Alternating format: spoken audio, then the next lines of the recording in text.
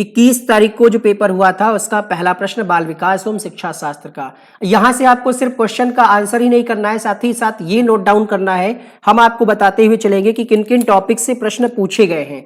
जैसे पहला प्रश्न है विकास है, यानी विकास के जो आपने सिद्धांत पढ़े हैं उससे प्रश्न है कि विकास है क्या। एक आयामी है, एक दिशीय है, में बदलाव किया जा सकता है या फिर आनुवांशिकता द्वारा पूर्ण रूप से निर्धारित। देखिए सिर्फ आनुवांशिकता के द्वारा निर्धारित कहना यहां पर गलत हो जाएगा, तो आपका चौथा विकल्प आंसर नहीं होगा।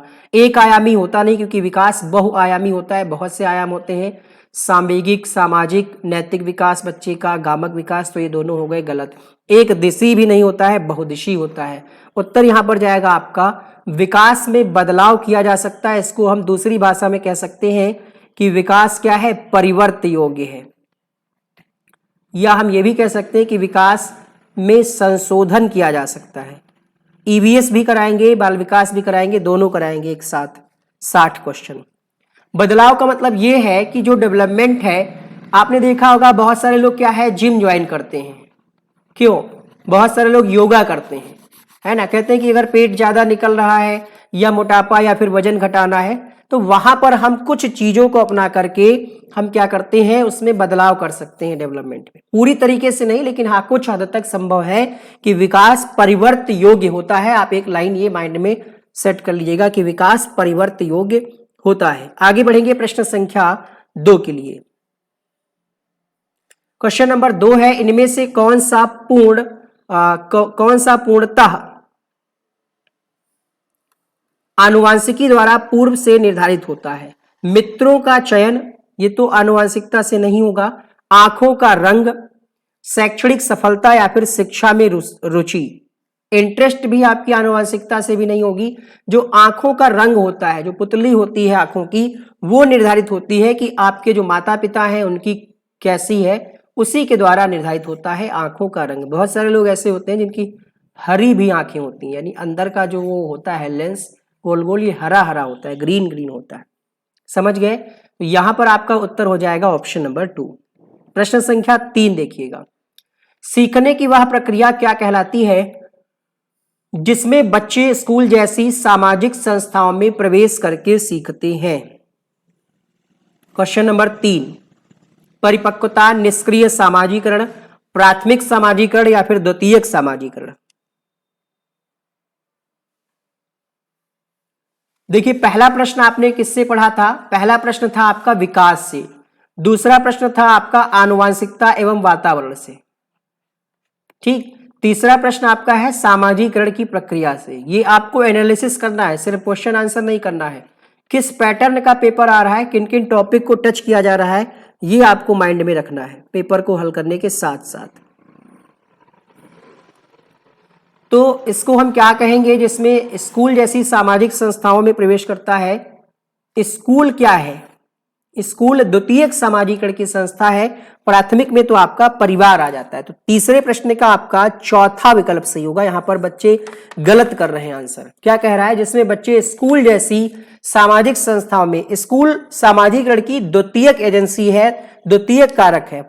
प्राथमिक में आपका परिवार आता है। तो तीसरा प्रश्न हो गया आपका सामाजिकरण से। चौथा प्रश्न आपका आ रहा है कोहलबर्ग से। ये सिर्फ इस पेपर में नहीं, हमने जितने भी पेपर एनालिसिस किए हैं उसमें उन सभी पेपर में इसी पैटर्न को फॉलो किया जा रहा है, अलग से कोई पैटर्न नहीं, इसी पैटर्न पे क्वेश्चन आ रहा है आपका। देखिएगा यहां पर आपका प्रश्न संख्या 4, कोहलबर्ग के भौतिक विकास सिद्धांत में दूसरे स्तर पारंपरिक नैतिकता की तीसरी अवस्था को क्या कहा जाता है? इसके लिए आपको कोहलबर्ग का सिद्धांत पता होना चाहिए।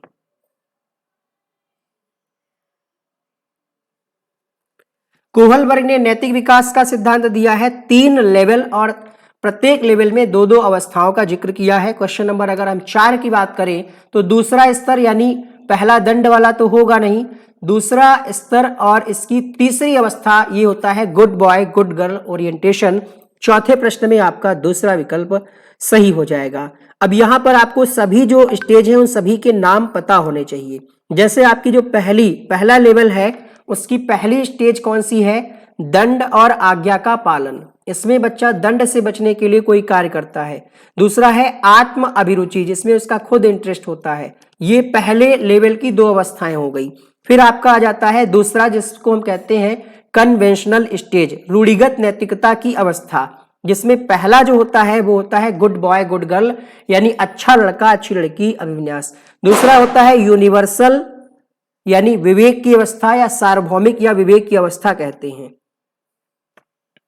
ठीक है, यानी प्रत्येक, ये हमने लास्ट वाले की बता दी है, इसमें आपका जो है अच्छा लड़का और अच्छी लड़की हो जाती है। इसके बाद होता है कानून, लॉ एंड ऑर्डर वाला, कानून एवं व्यवस्था, ये इसकी दो हो गई। फिर आ जाता है आपका पोस्ट कन्वेंशनल यानी उत्तर रूढ़िगत। उत्तर रूढ़िगत में आपका आ जाता है पहला सामाजिक समझौते की अवस्था, सामाजिक समझौते की अवस्था, और इसके बाद सार्वभौमिक या विवेक की अवस्था। तो ये कुल 6 अवस्थाएं हैं। जीन पियाजे, कोहलबर्ग, वाइगोत्स्की, नई शिक्षा नीति, अन्य कई सारे टॉपिक पर हमने वीडियो बना रखा है।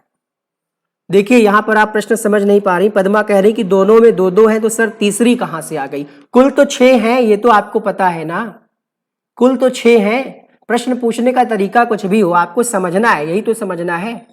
आप शिक्षक हैं, कोई बच्चे तो है नहीं, शिक्षक बनने जा रहे हैं, तो ये आपको कॉमन सेंस लगाना पड़ रहा है। दूसरे स्तर यानी दूसरा स्तर आपका कौन सा है? कन्वेंशनल।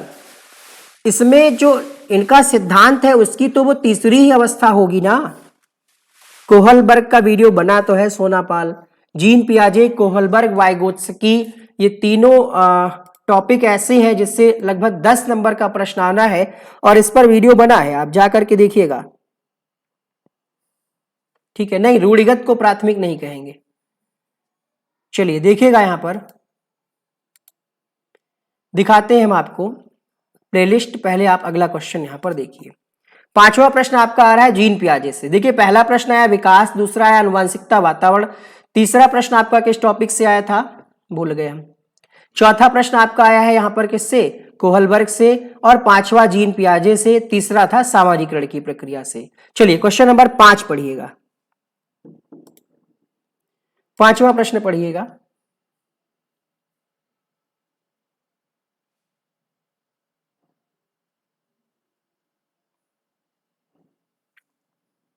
कहा जा रहा है यहां पर असमर्थता के कारण एक नई स्कीमा की रचना की जा रही है, उसको क्या कहेंगे बताइए?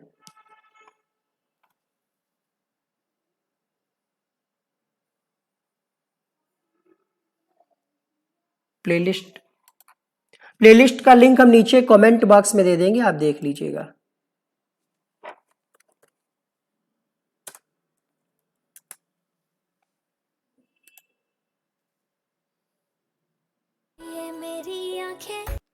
चलिए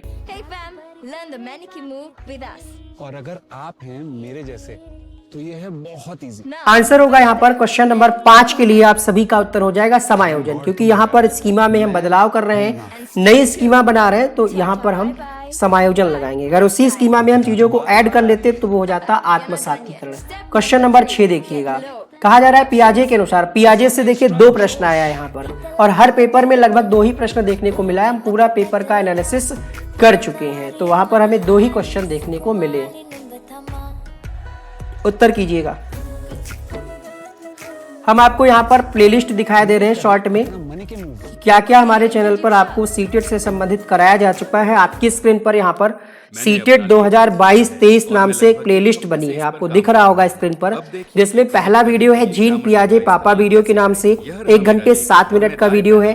फिर दूसरा वीडियो है आपका नई शिक्षा नीति 24 मिनट का।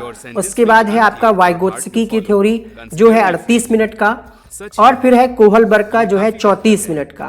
फिर है अधिगम संबंधी विकार जो वीडियो है मात्र 26 मिनट का। और इन वीडियोस को देखने के बाद आपको दोबारा कोई वीडियो नहीं देखना पड़ेगा इन टॉपिक पर। क्यों? क्योंकि इसमें सिर्फ थ्योरी ही नहीं, क्वेश्चन भी हमने करा रखा है। थ्योरी के साथ साथ हमने क्वेश्चन भी करा रखा है। म्यूजिक क्या वो ऐड प्ले हो गया था, हमने वीडियो प्ले कर दिया था यहाँ पर, इसीलिए म्यूजिक आ गया होगा।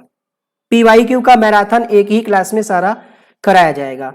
ठीक है, ये आप इसका लिंक हम प्लेलिस्ट में दे देंगे, प्लीज आप लोग देख लीजिएगा। म्यूजिक हमने ऑन नहीं किया है, वो ऐड प्ले हो गया था। क्वेश्चन नंबर 6 देखिएगा, पियाजे के अनुसार कौन सा संप्रत्यय कार्य सूचना को संगठित और प्रतिपादित करता है? बताइएगा इस प्रश्न का आंसर क्या होगा। म्यूजिक बंद हो गया ना? देखिएगा आंसर क्या होगा इसका। प्रश्न संख्या 6 में आपका उत्तर हो जाएगा स्कीमा। सूचना को संगठित और प्रतिपादित करता है, इसको हम क्या कहते हैं, स्कीमा कहते हैं। अगला प्रश्न देखिएगा, रश्मि। देखिए दो प्रश्न आपके आ गए जीन पियाजे से।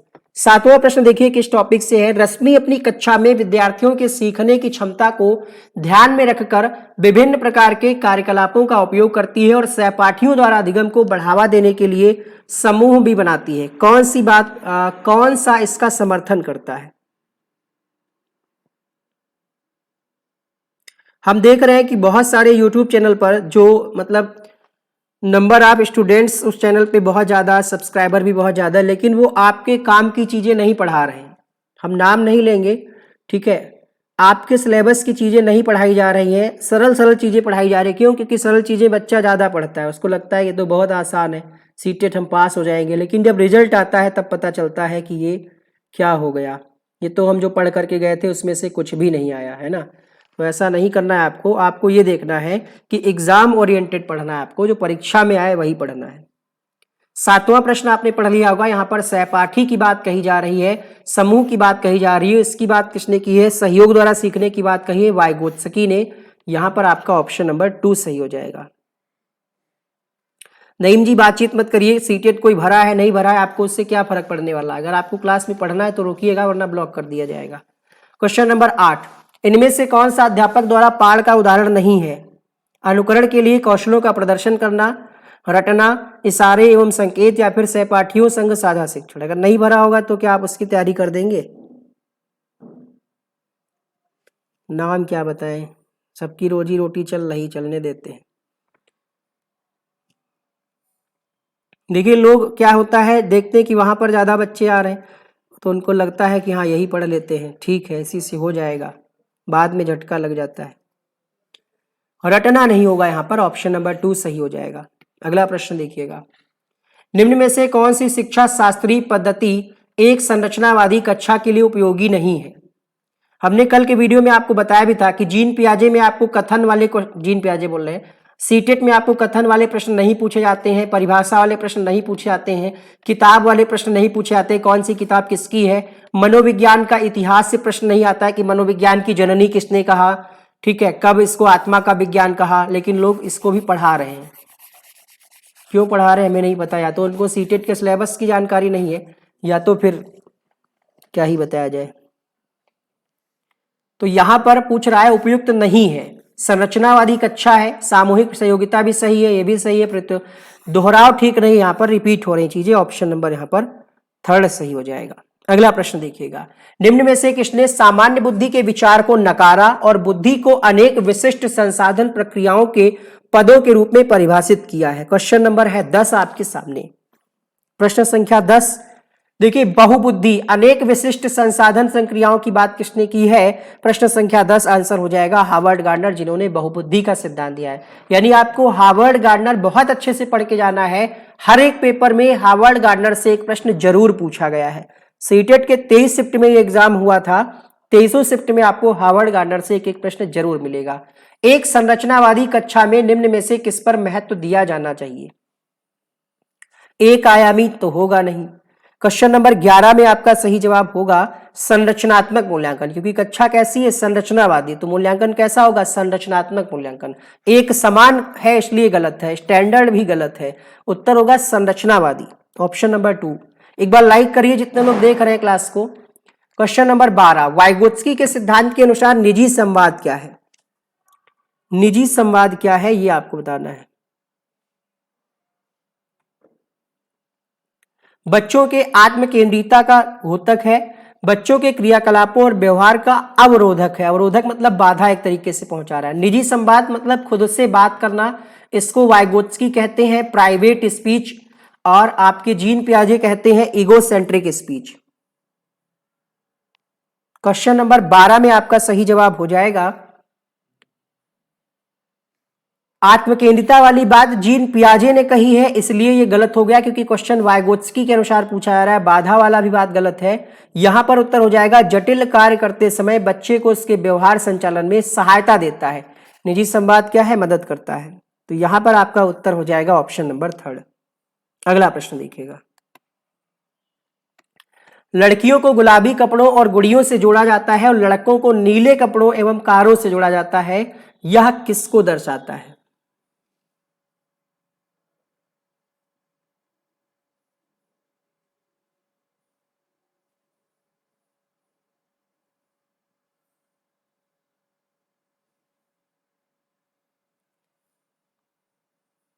उत्तर होगा क्वेश्चन नंबर 13। ये कहीं ना कहीं भेदभाव को दर्शा रहा है, जिसको हम कहते हैं जेंडर रूढ़िवादिता। कथन दिया गया है, शिक्षा असफल हो जाती है जब बच्चों से यह अपेक्षा की जाती है कि वो प्राप्त ज्ञान को ज्यों का त्यों पुनः उत्पादित करें। कारण है, जानकारी का पुनः उत्पादन बच्चों के सीखने का अर्थपूर्ण घोतक है। द्योतक। सही विकल्प चुनिए। बिल्कुल पहला ऑप्शन आपको सही लग रहा होगा, लेकिन दूसरा ऑप्शन जो है ये कहा जा रहा है कि जानकारी का पुनः उत्पादन बच्चों के सीखने का अर्थपूर्ण है। तो ये अर्थपूर्ण नहीं होगा, क्योंकि पुनः उत्पादन तो बच्चे वही जो आपने सिखाया वही रिपीट कर रहे हैं, तो ये अर्थपूर्ण नहीं होगा, ये तो रिपीटेशन हो रहा है। तो कारण है यहाँ पर ए सही है और आर गलत है, अर्थात इसका ऑप्शन नंबर 3 सही हो जाएगा। असफल होने का तो कारण है, अगर आप बच्चों से अपेक्षा ये करते हैं कि उनको जो आपने पढ़ाया है वही एज इट इज वो कॉपी पेस्ट कर दे, तो कहीं ना कहीं वो शिक्षा का उद्देश्य पूरा नहीं होगा। 13 वाला सभी ऑप्शन डिस्कस कर दें, इसमें कुछ है ही नहीं। ज्यादातर आपका जो क्वेश्चन आएगा वो इसी बात से आएगा। देखिए, लड़कियों को गुलाबी कपड़ों, यानी ये कहा जाता है कि जो पिंक कलर होता है ये लड़कियों का फेवरेट होता है। आपने सुना होगा कि लड़कियों को पिंक कलर की ड्रेस ज्यादा पसंद आती है। और गुड़िया, मतलब गुड़िया क्या है? फीमेल से जोड़ा जा रहा है, गुड्डा नहीं कहा जा रहा ना, फीमेल। और लड़कों को नीले कपड़ों एवं कारों से जोड़ा जाता है। नहीं, अगर बच्चे को कुछ खिलौना लेना है तो वो कार लेगा, लड़की को कुछ खिलौना लेना है, मेला गई है, तो वो क्या लेगी? गुड़िया लेगी, यानी डॉल लेगी। तो यहां पर क्या है, जो भेदभाव समाज में चल रहा है ये रूढ़िवादी परंपरा है जो बहुत पहले से चली आ रही है। जेंडर को सशक्तिकरण तब होगा जब यहां पर कोई प्रकार का कोई भेदभाव ना हो। निरंतरता जैसा ऐसा कुछ है नहीं, विविधता मतलब विविध रूप से देखा जाए जेंडर को। तो यहां पर एक ही ऑप्शन होगा, जेंडर रूढ़िवाद। जहां पर भेदभाव दर्शाया जाए वहां पर रूढ़िवादिता होगा। 14 में बी क्यों नहीं लगा सकते, आइए देखते हैं। क्योंकि यहां पर, अच्छा, क्योंकि यहां पर देखिए, जब बी कब लगाएंगे? जब यहां पर व्याख्या करें, यानी इन दोनों का आपस में कोई रिलेशन हो।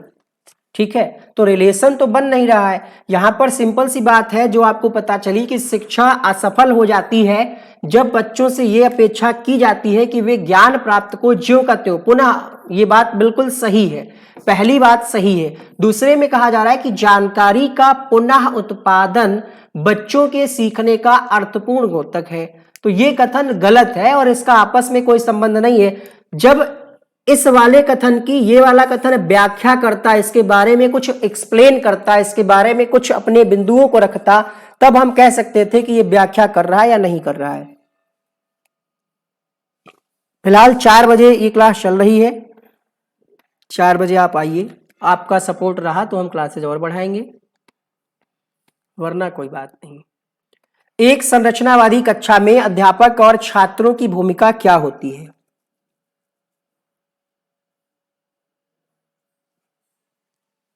दोनों निष्क्रिय, अध्यापक निष्क्रिय, दोनों ही क्रियाशील, या फिर एक निष्क्रिय। क्वेश्चन नंबर 15 सिंपल सा है, दोनों ही क्रियाशील रहते हैं संरचनावादी कक्षा में, बच्चा और छात्र। एक कक्षा में अध्यापिका भिन्न जातियों के समूह वाले अधिगमकर्ताओं के लिए समावेशी वातावरण की रचना कैसे कर सकती है?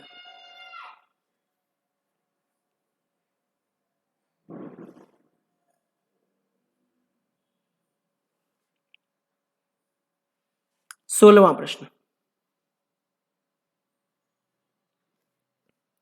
भिन्न जातियों के समूह वाले अधिगमकर्ताओं के लिए समावेशी, मतलब कक्षा में विभिन्न जातियों से अगर बच्चे आ रहे हैं उनके लिए वातावरण ऐसा बनाना है जिसमें किसी भी प्रकार का कोई भेदभाव ना हो।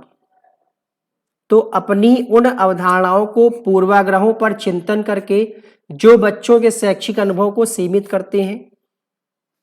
कक्षा में देखिए, वैसे तो सीमित करना निगेटिव होता है, लेकिन कहा क्या जा रहा है, उन पर हमें चिंतन करना है, उन अवधारणाओं पर हमें चिंतन करना है जो लिमिट में बांधते हैं। तो ये तो सही हो गया आपका पहला।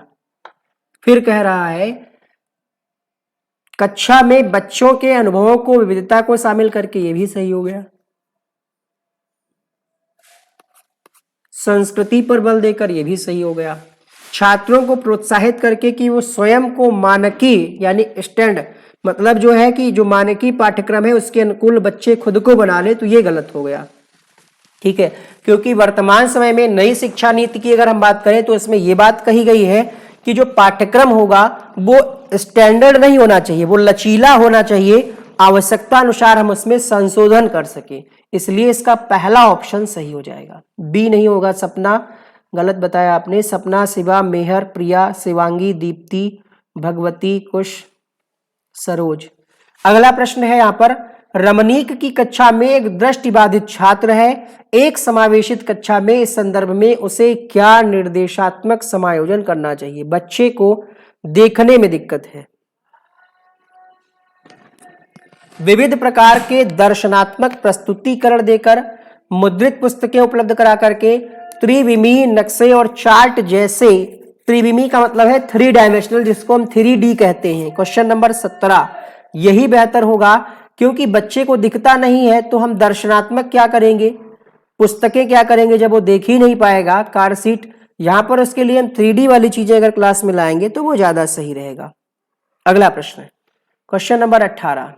3D मतलब उसके तीनों परिप्रेक्ष्य को देखा जा सके, बच्चा छू करके, महसूस करके चीजों को सीखेगा। रीना कक्षा में दी गई किसी भी समस्या को सुलझाने के लिए अलग अलग तरकीबों के बारे में सोचती है, ये किसका प्रतीक है, बताइए। अलग अलग तरकीब यानी अलग अलग विधियां।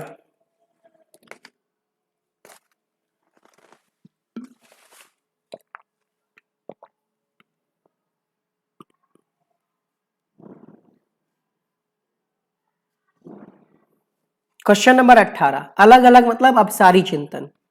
ठीक है, एक ही सोच होता तो वहां पर हो जाता अभिसारी। अगला प्रश्न देखिए, राजू 61 के स्थान पर 16 लिखता है, बी और डी अक्षरों में अक्सर भ्रमित होता है, ये किसके प्राथमिक लक्षण है।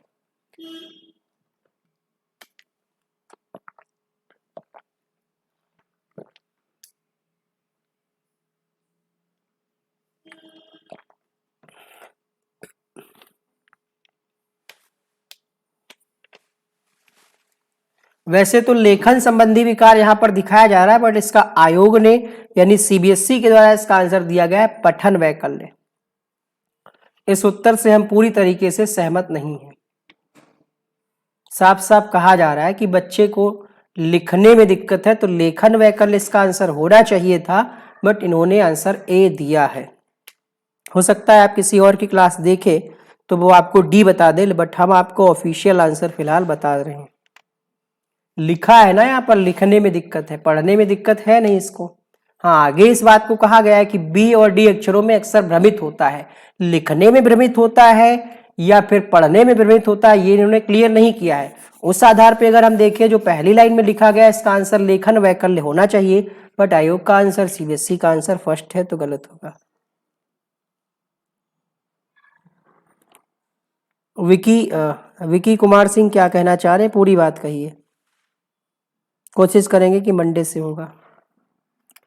हाँ, ये चीज हमें भी लग रहा था, बट अब आयोग ने दिया है आंसर, हम आपको दिखा सकते हैं ये प्रश्न, इतना ही काम कर सकते हैं।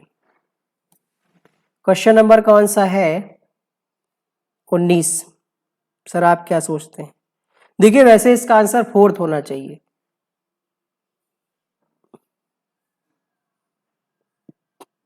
पीके 19वां प्रश्न है ना, ये देखिएगा। Question number 19, Raju rights 61 as 16 and often gets confused between the letters B and D. These are primary. ये किसके लक्षण है, डिसलेक्सिया यानी पठन और लेखन। 19 देखा आपने, एस्टेट की क्लास चल रही है ना। अब 19 का यहाँ पर आप आंसर देखिए, ये रहा 19 का आंसर, जिसमें आपको साफ साफ पहला ऑप्शन दिख रहा हो। हमें पता है कुछ लोगों को आपत्ति होगी, बट दो ही चीजें हो सकती, या तो हम अपना मनमाना आंसर बताएं या तो जो आयोग का आंसर है वो बताएं। 19 का फर्स्ट ऑप्शन यहाँ पर, इससे ज्यादा हम क्लियरिफिकेशन नहीं दे सकते। अगला प्रश्न है, एक समावेशी कक्षा में विशेष बच्चों को किस प्रकार सहायता मिल सकती है। सर गलत पढ़ रहा है जब भी वो गलत लिख रहा है। हाँ ये हो सकता है रीजन, बट ऐसा हम मन में क्यों सोच लें। अगर हमारे पास ये ऑप्शन नहीं होता, ऐसा उसने कहा नहीं ना कि गलत पढ़ रहा है, लिखता गलत है, कोई जरूरी थोड़ी है कि जो गलत पढ़े वही गलत लिखे। बट ठीक है, जो भी कारण होगा इनका विवादित है कुल मिला के।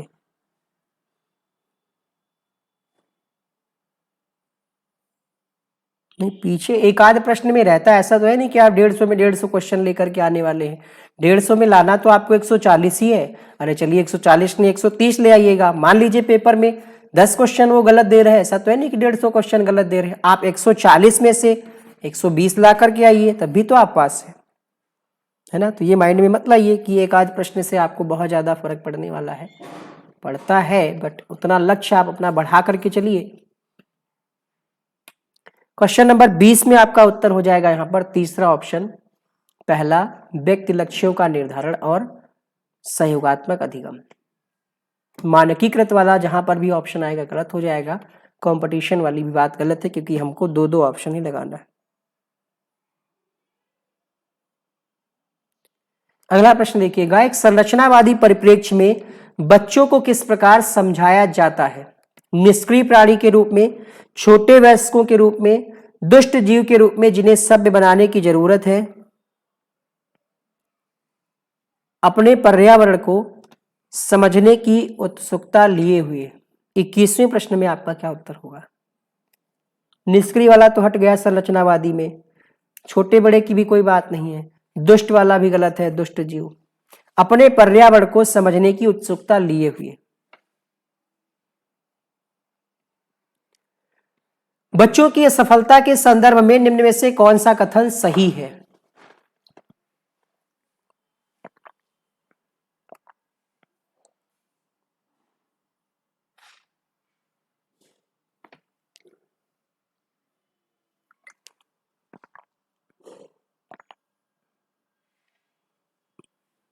बताइएगा आंसर। क्वेश्चन नंबर 22 में आपका उत्तर हो जाएगा यहां पर, बच्चों की असफलता का कारण व्यवस्था द्वारा बच्चों की व्यक्तिगत जरूरतों को अनदेखा करना है। अगर आप जो बेसिक रिक्वायरमेंट होती है अगर आप उसको अनदेखा करेंगे तो कहीं ना कहीं समस्या आएगी। अगला प्रश्न, डी नहीं होगा भाई। असफलता के संदर्भ में कौन सा कथन सही है। बच्चे असफल क्यों हो रहे हैं, क्योंकि उनकी जो बेसिक आवश्यकता है उनकी पूर्ति उनके गार्जियन नहीं कर पा रहे हैं, हमारी सरकार व्यवस्थाएं नहीं अच्छी कर पा रही है, स्कूलों में टीचर ही नहीं है, जो रोजगार जिसको चाहिए उसको रोजगार नहीं मिल रहा है ना। तो यहां पर आपका दूसरा सही हो जाएगा। एक शिक्षिका अपनी प्राथमिक कक्षा में अर्थपूर्ण अधिगम को कैसे बढ़ावा दे सकती है।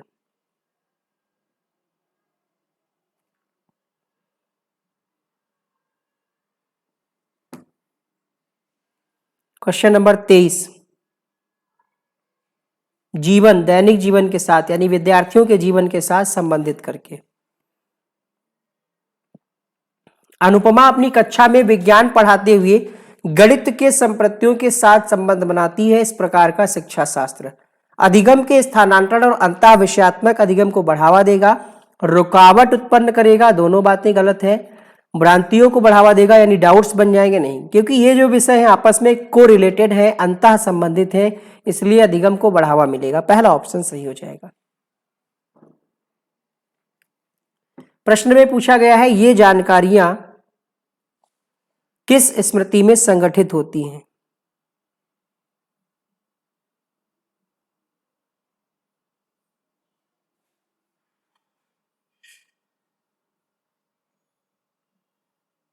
क्वेश्चन नंबर 25,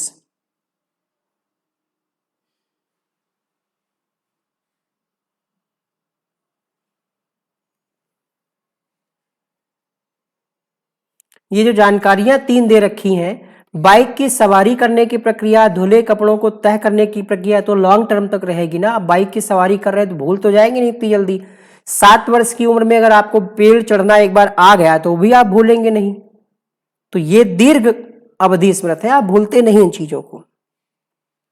पहली बार अगर आप बाइक पे बैठे हैं, बाइक से सवारी के, तो भूले थोड़ी होंगे।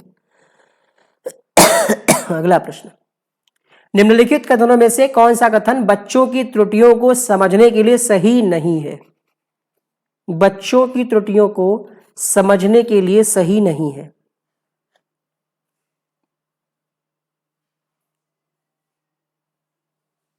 ग्रेड पदों को निर्धारित करने में मदद करता है त्रुटियां। अवधारणात्मक समझ से अवगत कराता है अधिगम त्रुटियां, क्योंकि यह अधिगम प्रक्रिया का सहज हिस्सा है। बच्चों की सोच में अंतर्दृष्टि प्रदान करता है। तो बाकी की बातें सही हैं। अगर बच्चा गलती कर रहा है तो इसका मतलब ये है कि वो उसको अंतर्दृष्टि मतलब खुद के द्वारा उन गलतियों पर वो सुधार भी करेगा, सीखेगा उन चीजों से। और गलतियां क्या है? अधिगम का हिस्सा है, तो ये भी बात सही है। अवधारणात्मक समझ से अवगत कराता है गलतियां। लेकिन हम ये कह रहे हैं कि कक्षा में छात्रों के ग्रेड और पदों को निर्धारित करने में मदद मिलती है अगर इससे, तो ये गलत है कथन पहला वाला। अगला प्रश्न देखिए, 27वां प्रश्न देखिएगा। 25 वाला क्वेश्चन रिपीट किया है सीटेट वालों ने, नहीं तो शब्दों का हेरफेर करके पूछा होगा। किस प्रकार की प्रेरणा उन गतिविधियों से जुड़ी है जो अपने आप में आनंददायक व संतोषजनक है?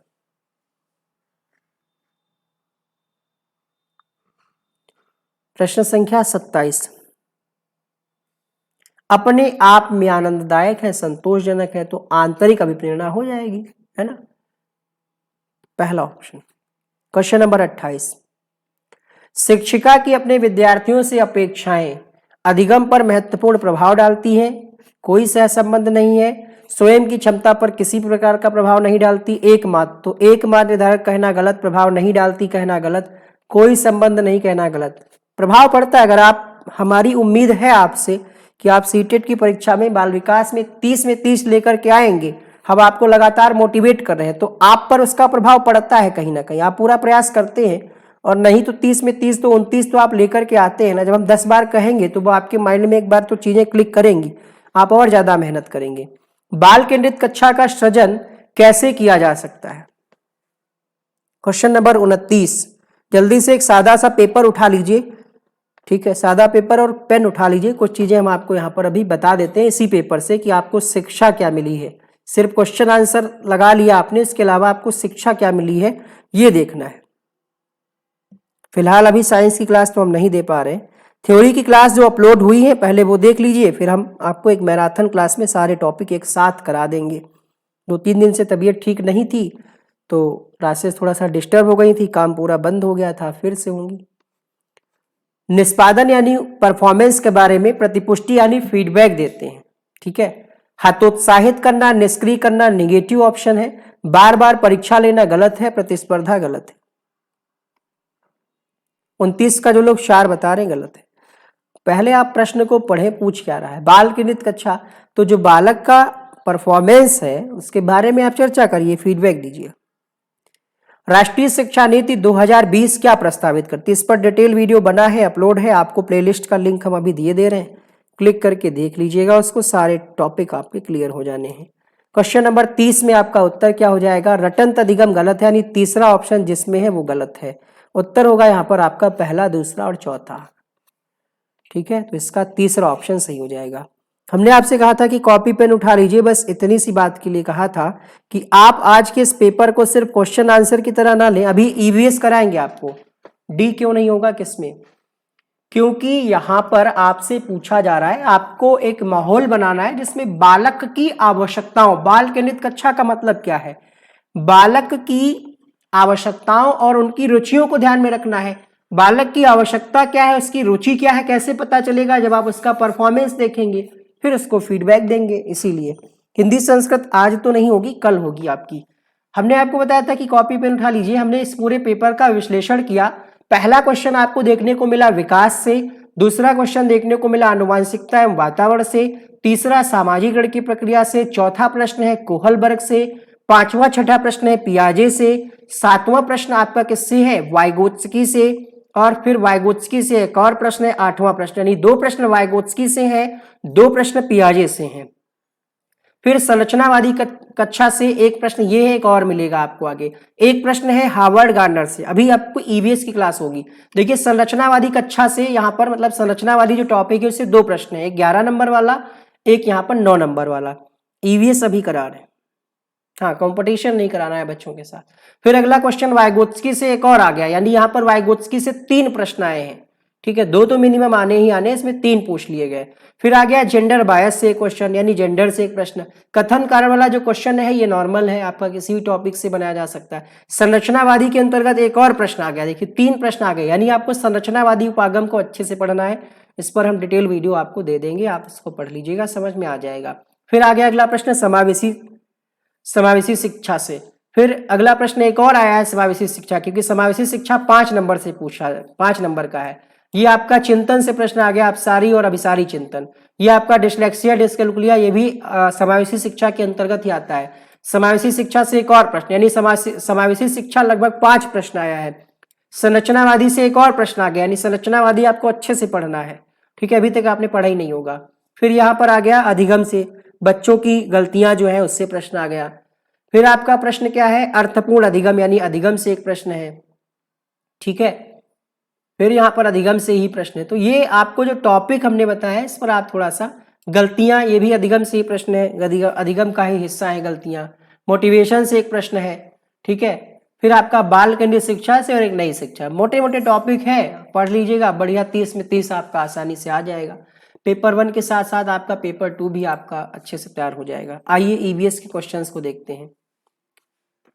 झील, झरना, तालाब, पहाड़ी, नदी दी गई है, भिन्न वाला आपको बताना है। कुछ लोग चले गए, कोई बात नहीं।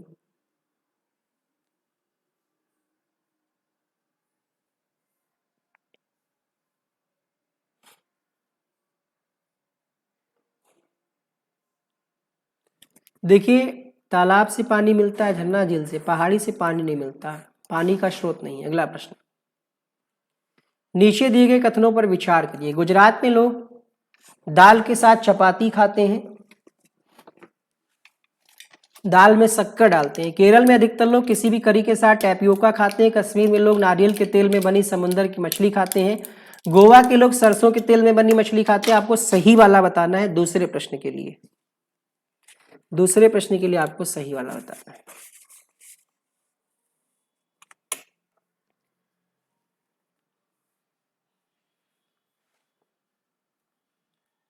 कश्मीर वाला गलत दिया गया, क्योंकि यहाँ पे लोग सरसों के तेल में बनी मछली खाते हैं, उल्टा दे दिया, ये दोनों ही गलत है। तो इसका ए सही और बी सही, इसका पहला ऑप्शन सही हो जाएगा। आई बात समझ में? अगला प्रश्न, नीचे दिए गए पक्षियों की कौन सी प्रजाति है जिसकी आंख मानवों की भांति उसके सामने की ओर होती है, बताइए।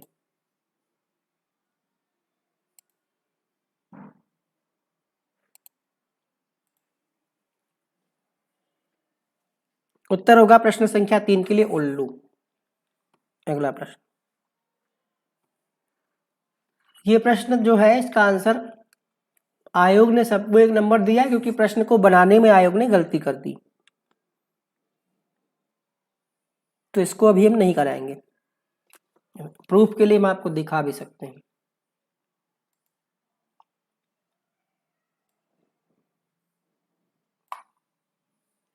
ये देखिए 9 नंबर लिखा है ना, 9 नंबर का मतलब है कॉमन नंबर। एक और ऐसा प्रश्न है जिसपे कॉमन नंबर मिला हुआ है, तो इसको फिलहाल हम नहीं करा रहे हैं। अगला प्रश्न देखिए,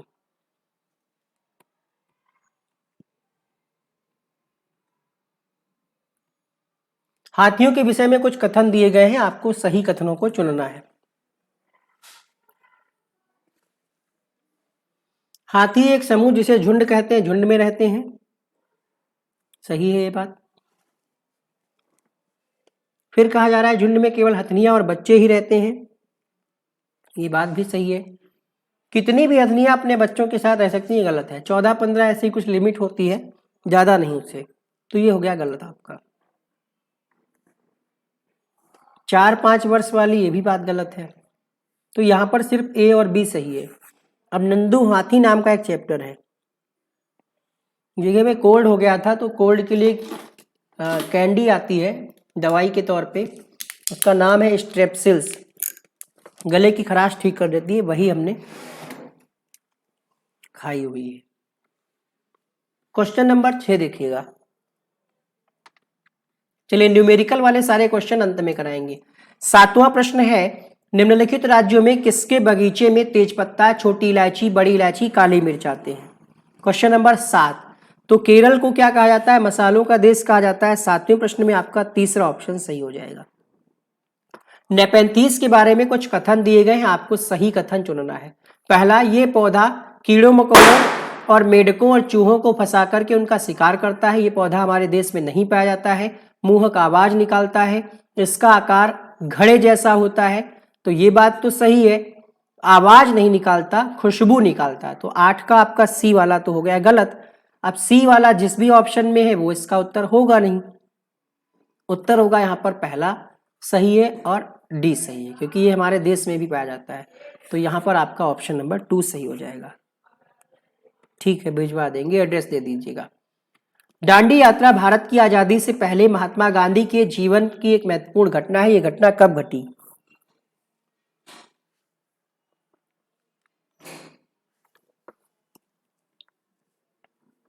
इसमें भी आयोग ने गलती कर दी। इतने आसान प्रश्न में आयोग ने गलती कर दी। अब क्या करोगे आप? कोर्ट में जाओगे कि हाँ ये गलत क्यों किया? नहीं ना। इसी प्रकार से जब कोई पढ़ा रहा होता है तो उससे भी एक आध प्रश्न में गलती हो सकती है। ये जो घटना घटी है ये 1930 की है। 6 अप्रैल, 12 मार्च से 6 अप्रैल तक ये पूरा कार्यक्रम चला था। लेकिन 1930 ऑप्शन में ही नहीं, तो आयोग ने इस पर सभी को 1 नंबर दिया है। ठीक है, इस पर सबको 1 नंबर मिला है। अगला प्रश्न देखिएगा। निम्नलिखित में से किस रोग के मामले में डॉक्टर मरीजों को गुड़, आंवला और अधिक पत्तेदार सब्जियां खाने की सलाह देते हैं?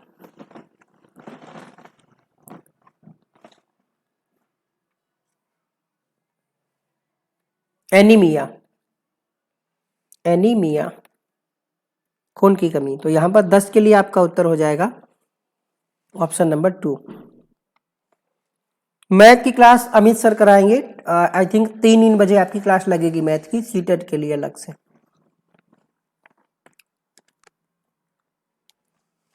माउंट एवरेस्ट के विषय में नीचे जो कथन दिए गए इस पर आपको विचार करना है। ये हमारे देश का भाग है। इसकी चोटी की ऊंचाई 8,900 मीटर है। बचेंद्री पाल इस पर्वत की चोटी पर कदम रखने वाली भारत की पहली महिला। आपको यहां पर सही कथन चुनना है। Question number 11। देखिए ये हमारे देश का भाग है, ये गलत हो गया आपका। ऊंचाई सही दी गई है। यहां पर बी वाला ऑप्शन जिस ऑप्शन में है वो सही है। बी तो सभी में दिया गया है।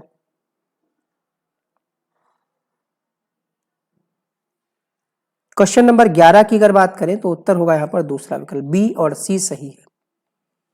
ऑप्शन नंबर यहां पर जोया अंसारी 7 में क्या दिक्कत है? क्या होगा इसका आंसर, आप बताइए।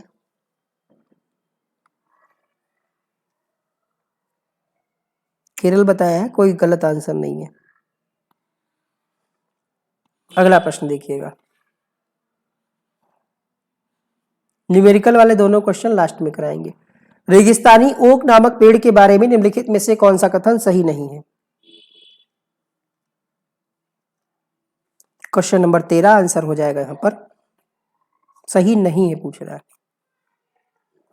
तीसरा, चौथा, दोनों ही उत्तर सही। जिसने तीसरा लगाया होगा पेपर में उसको भी आंसर मिला होगा, जिसने चौथा लगाया होगा उसका भी आंसर मिला होगा। 8,848 है, लेकिन उसके समथिंग जो ऑप्शन दिया गया वो सही माना गया। ठीक है, तो 13 का आपका आंसर इन्होंने दिया है। 73 का आंसर है तीसरा चौथा दोनों। कुछ लोग अभी बहस करने लगेंगे, इसलिए हमने आपको ऑफिशियल भी दिखा दिया है। क्या करोगे, केस कर दोगे?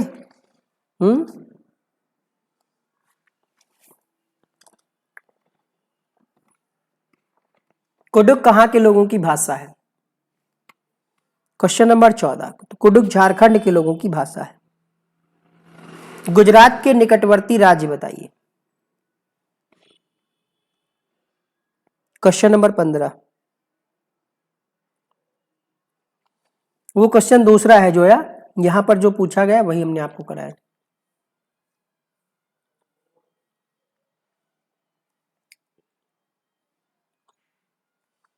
क्वेश्चन नंबर 15 की बात करें, महाराष्ट्र, मध्य प्रदेश, राजस्थान, इसके लिए आपको मैप की जानकारी होनी चाहिए। मैप में आपको गुजरात दिख रहा होगा, गुजरात, ये इधर राजस्थान है, थोड़ा सा अगर आप कहें तो हम जूम कर दें, इधर आपका महाराष्ट्र छोड़ा है, इधर मध्य प्रदेश, तो राजस्थान, महाराष्ट्र और मध्य प्रदेश। ठीक है, इसका चौथा सही हो जाएगा।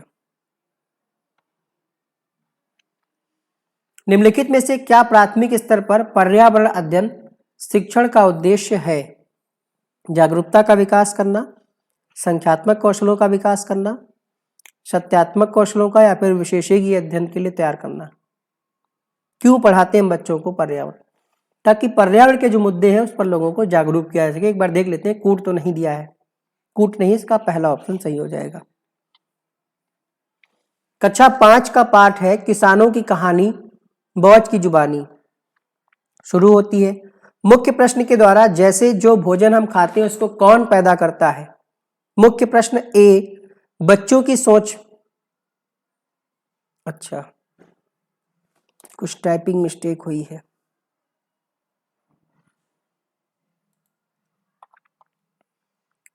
एक मिनट रुकिएगा।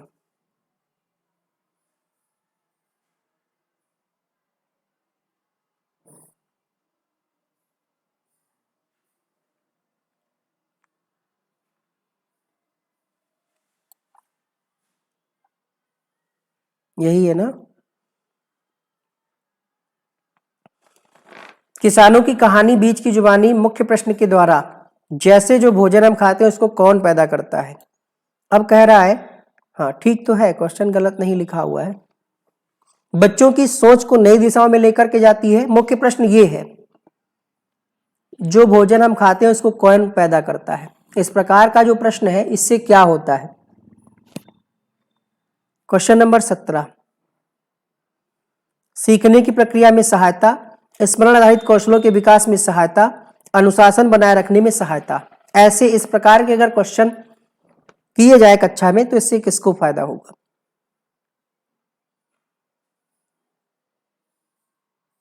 सीखने की प्रक्रिया में भी सहायता होगी और नई दिशाओं में बच्चों की सोच भी हो जाएगी। ए और बी सही हो जाएगा। अनुशासन बनाए रखने में सहायता नहीं करता, यहां पर याद करने पर जोर दिया जा रहा है, तो यह भी गलत हो गया। ऑप्शन आपका हो जाएगा ए और बी। निम्नलिखित में से क्या पर्यावरण अध्ययन के पाठ्यचर्या के सुझावित थीम का उपथीम है? परिवार एवं मित्र, और ये जो है ये मुख्य थीम है, आपसे पूछा गया है उपथीम, तो जानवर और पौधे उपथीम है, इसका चौथा विकल्प सही हो जाएगा। होगी 10 बजे क्लास। पर्यावरण अध्ययन में सार्थकपूर्ण सीखना निम्नलिखित में से किसके द्वारा नहीं हो सकता? किस्से और कहानियों द्वारा, बच्चों को अपने पर्यावरण को खोजने के अवसर देकर, प्रत्येक उप प्रकरण के प्रारंभ में मुख्य प्रश्नों को पूछकर, बच्चों को स्मरण आधारित सीखने में शामिल करके। 19वां प्रश्न नहीं हो सकता। किससे कहानियों द्वारा हो जाएगा, अवसर देकर के हो जाएगा, प्रश्न पूछ करके हो जाएगा। स्मरण आधारित मतलब यहाँ पर रटने को प्रोत्साहन दिया जा रहा है, याद करने को।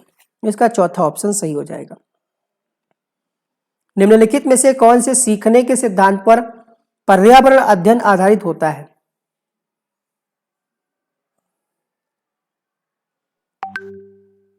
नहीं भाई चले गए हैं ना, हमने टोक दिया था कि भाई बातचीत मत करिए। ऐसे आप एक एक से पूछेंगे फॉर्म भरा कि नहीं भरा, पेपर दोगे कि नहीं दोगे।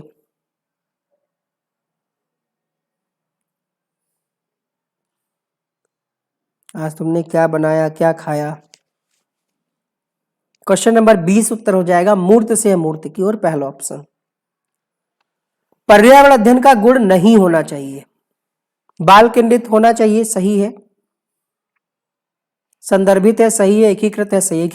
एकीकृत का मतलब है आप ईवीएस में साइंस भी पढ़ते हैं और सोशल साइंस भी पढ़ते हैं, और ईबीएस तो अपने आप में है ही। ये एक विषय क्षेत्र है, ये एक अध्ययन का गुण नहीं है। तो यहां पर आपका फोर्थ ऑप्शन सही हो जाएगा।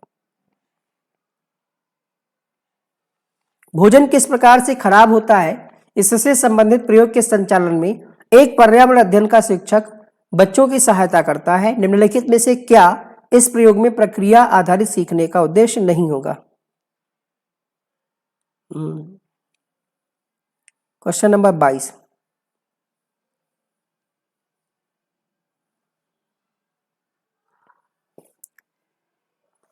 नहीं होगा। निगेटिव देख करके आपके माइंड में तुरंत आया होगा कि हम बच्चों को याद नहीं कराते हैं, स्मरण करना नहीं होगा।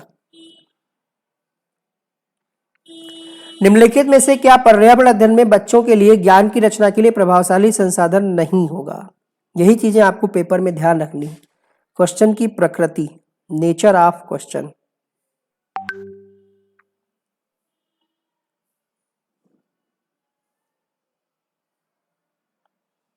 क्वेश्चन नंबर 23,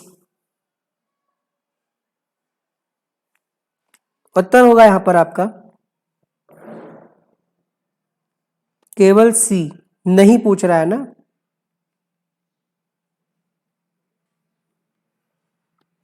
बाकी है यहां पर कक्षा की 4 दीवारी, क्योंकि हम तो ईबीएस में 4 दीवारी से बाहर निकल करके बच्चों को सिखाते हैं, बंद करके थोड़ी सिखाते हैं।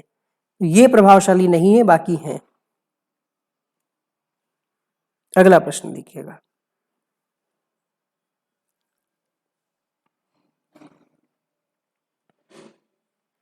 निम्नलिखित में से कौन सी युक्तियों के द्वारा कक्षा 5 के उपविषय बोलती इमारत एक पर्यावरण अध्ययन के शिक्षक के द्वारा अर्थपूर्ण तरीके से संपादित की जा सकती है?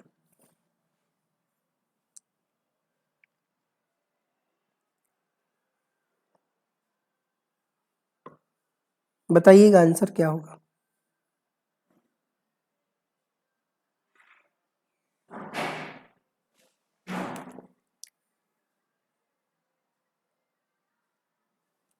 ट्वेंटी 24 में आपका उत्तर हो जाएगा अर्थपूर्ण तरीके से बोलती इमारत समझाना है आपको। तो इस पे कोई सर्वे करने की आवश्यकता नहीं, नारे लिखने की आवश्यकता नहीं, चर्चा करिए, मैप में आप बना करके दिखा दीजिए कि ये यहां पर है।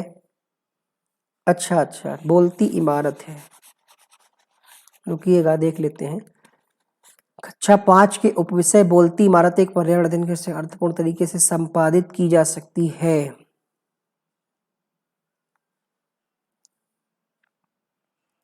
बोलती इमारत, देखिए ये प्रश्न जो है इसका जो आंसर होगा वो पहला दिया गया है 24वें प्रश्न के लिए, और सी दिया गया, यानी इसका पहला आंसर हो जाएगा ए और सी। ठीक है, इसका ए और सी आंसर होगा।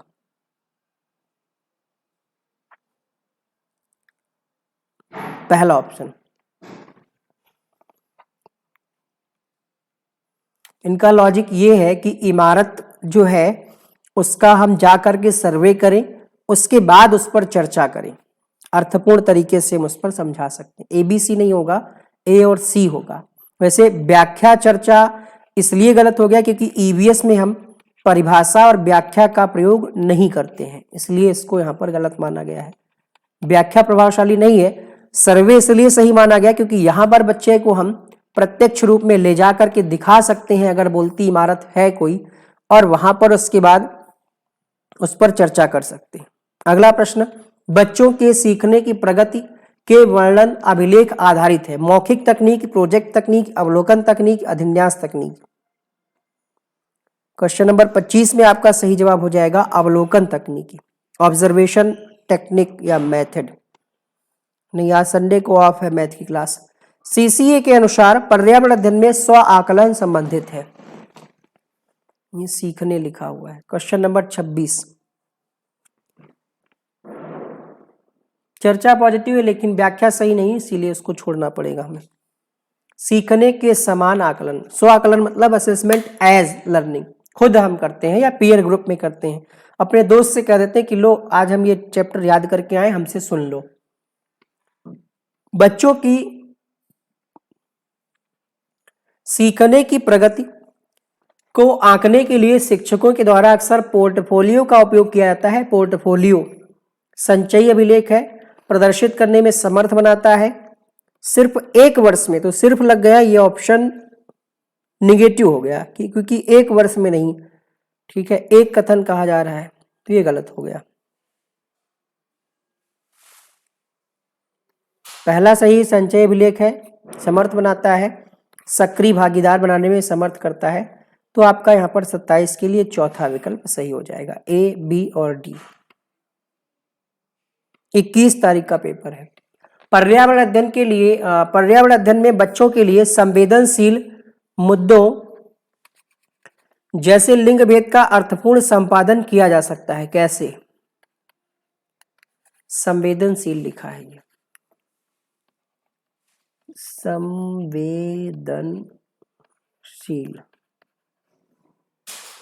क्वेश्चन नंबर 28 में आपका उत्तर हो जाएगा बातचीत का संचालन करके, क्योंकि व्याख्या का प्रयोग हम ईवीएस में नहीं करते हैं। निम्नलिखित में से कौन पर्यावरण अध्ययन में बच्चों के आकलन के लिए सबसे कम उपयुक्त है? कुछ नए बच्चे जुड़े हैं क्लास में, चैनल को सब्सक्राइब कर लीजिएगा, डेली शाम को 4 बजे क्लास मिलेगी।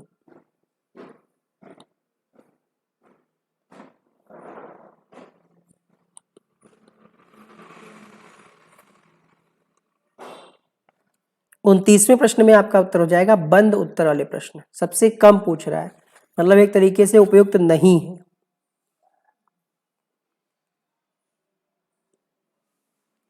अगला प्रश्न देखिए, तो इसका पहला हो जाएगा, आकलन का संकेतक क्या होना चाहिए?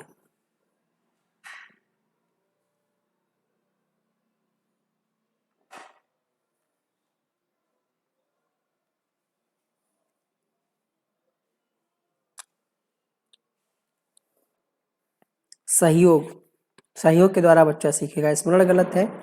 यहाँ पर आपका 30 क्वेश्चन कंप्लीट हुआ, एक क्वेश्चन आपका बचा होगा न्यूमेरिकल वाला। अगर आप सीखने में इंटरेस्टेड हैं तो हम आपको सिखा देंगे। वो क्वेश्चन भी कह रहा है यहाँ पर कि कोई व्यक्ति 29 सितंबर 2019 को एक ट्रेन में गुजरात से केरल जाने के लिए बैठा। ट्रेन चली कब है? तो ट्रेन चली है रात के 8:45 पर। पहुंची कब है? 12:45 पे पहुंची है, लेकिन कब? 29 को चली थी। सबसे पहले आपको पता होना चाहिए कि सितंबर कितने दिन का होता है। जून, सितंबर, जनवरी, अप्रैल, नवंबर, 30, यानी 30 दिन का महीना होता है। तो 29 से गाड़ी चली, 29 से 30 चली होगी और 30 से 1 चली होगी। 1 तारीख को ये पहुंच गई। दूरी दे रखी है क्वेश्चन में, कितनी है? 2200 है। 2200 किलोमीटर दूरी है। आपको क्या निकालना है? आपको औसत चाल निकालना है। चाल बराबर क्या होता है? सेकंड के लिए क्लास आपको मैम कराएंगी 2 बजे, सोशल साइंस की क्लास बहुत जल्द। चाल बराबर होता है दूरी बटे समय।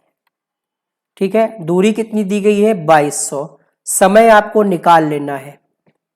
समय निकाल लीजिएगा, आपका आंसर आ जाएगा। पेपर पेंसिल चाहिए तो कोई स्टेशनरी वाली दुकान में जाइए, मोहम्मद नूर आपको वहां पर मिल जाएगा।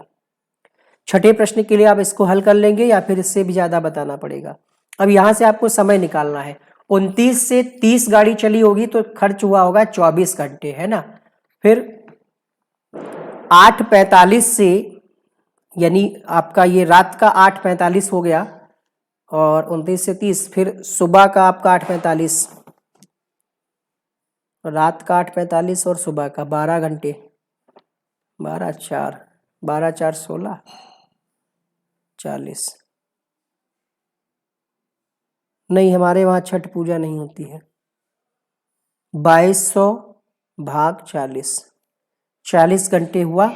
इसको आप भाग दे देंगे, आ जाएगा उत्तर 55 किलोमीटर प्रति घंटा। बहुत आसान क्वेश्चन है। देखने से अगर आप डर जाएंगे तो फिर नहीं कर पाएंगे, समझना है आपको।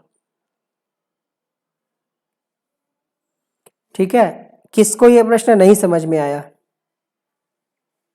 टाइम नहीं निकाल पा रहे होंगे आप। देखिए सिंपल है, 29 तारीख को गाड़ी रात के 8:45 से चली, तो 29 से 30 तक का जो समय लगेगा 24 घंटे लगेगा। 30 तक आपकी गाड़ी चली है रात के 8:45, जिसको 20:45 लिखा गया है। 24 घंटा ये खर्च हुआ। रात के 8:45 से सुबह का 8:45 कितना, 12 घंटा और जोड़ लिया हमने। और 8:45 से 12:45 का कितना समय होगा, 4 घंटा। 4 घंटा हमने और जोड़ लिया, ये टोटल आ गया है 40 घंटा, ऐसे आया है। उत्तर प्रदेश मनाया जाता है, कुछ विशेष क्षेत्र, विशेष लोग इसको मनाते हैं। हमारे यहाँ ज्यादा इसके लोग नहीं है, इसके फॉलोवर नहीं है। ये वाला प्रश्न आप हल करके लाइएगा। इस टाइप के जितने भी क्वेश्चन हैं आपको एक ही वीडियो में करा देंगे। रूहानी चौधरी, ब्रह्मा जी, स्टडी विद आचार्य, शिवांगी मिश्रा। मिलते हैं अगली क्लास में। उत्तर पश्चिम इसका उत्तर आएगा। चलिए इजाजत दीजिए, मिलते हैं रात्रि 10 बजे। Thank you so much.